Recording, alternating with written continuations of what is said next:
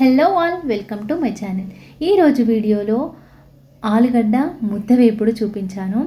ఈ కర్రీ చాలా సింపుల్, తక్కువ ఇంగ్రీడియంట్స్తో, అసలు కారం పొడి కానీ అలాగే ఎలాంటి మసాలాలు లేకుండా క్విక్గా చేసుకునే రెసిపీ. ఇది చాలా బాగుంటుంది టేస్ట్, తప్పకుండా ట్రై చేయండి. దీనికోసం ముందుగానే మనం ఆలుగడ్డల్ని ఉడికించుకోవాలి. ఉడికించి ఇలా ముక్కలుగా కట్ చేసి పెట్టుకోండి, కొంచెం పెద్దగా కట్ చేసుకోండి. ఇప్పుడు ఇందులో వెల్లుల్లి, పచ్చిమిర్చి, కొత్తిమీర, కరివేపాకు, ఉల్లిపాయలు కట్ చేసి పక్కన పెట్టుకోండి. ఇప్పుడు స్టవ్ మీద ఒక నాన్ స్టిక్ కడాయి పెట్టుకున్నాను నేను. మీరు అడుగు మందంగా ఉన్న ఏ గిన్నె పర్లేదు.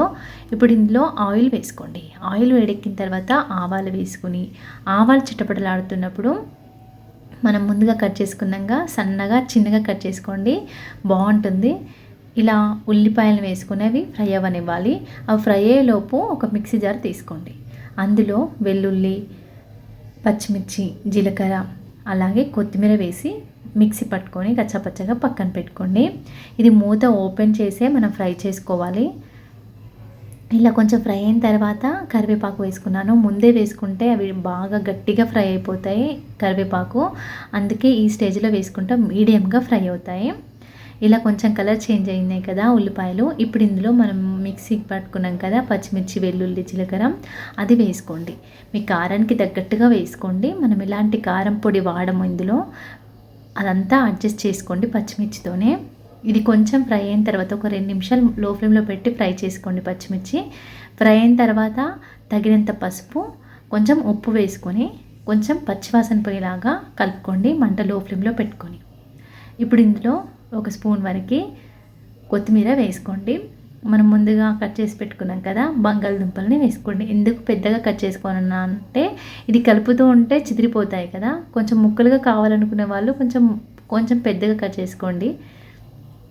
ఇలా ముక్కలకంతా మసాలా పట్టేలాగా బాగా కలుపుకోండి. ఇలా కలిపి ఒక 2 నిమిషాలు 3 నిమిషాల వరకు మూత పెట్టేసుకొని మగ్గించుకోవాలి. అప్పుడే దీనికి ఈ ఆలుకి మంచిగా పడుతుంది మసాలా. ఒక 2-3 నిమిషాల తర్వాత నేను ఇక్కడ చిదుముకున్నాను. మీకు ముక్కలుగా కావాలంటే ముక్కలుగానే ఉంచుకోండి, లోపల వరకు మసాలా ఉండదు కదా, అందుకే నేను ఇలా ఆలును చిదుముకున్నాను.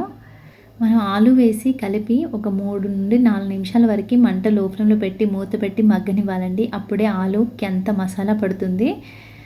ఇప్పుడు ఫైనల్గా కొంచెం కొత్తిమీర వేసుకోండి. ఒక 2 స్పూన్ల వరకు వేసుకోండి. కొత్తిమీర ఎక్కువగా ఉంటే ఈ కూర టేస్ట్ చాలా బాగుంటుంది. వేసి కలుపుకోండి. బంగాళదుంప మనం ఉడికించి చల్లారుతాయి కదా, మళ్ళీ బంగాళదుంపలు వేడే వరకు లో ఫ్లేమ్లో పెట్టుకొని మంచిగా మగ్గనివ్వండి, మూత పెట్టుకొని. అంతే, సింపుల్గా క్విక్గా చేసుకునే బంగాళదుంప ముద్ద ఫ్రై రెడీ అయిపోయింది. మీకు నచ్చిందా? మీకు ఈ వీడియో యూస్ఫుల్ అయితే తప్పకుండా లైక్ చేసి మరిన్ని వీడియోస్ కోసం ఛానల్ని సబ్స్క్రైబ్ చేసుకోండి. Thank you for watching.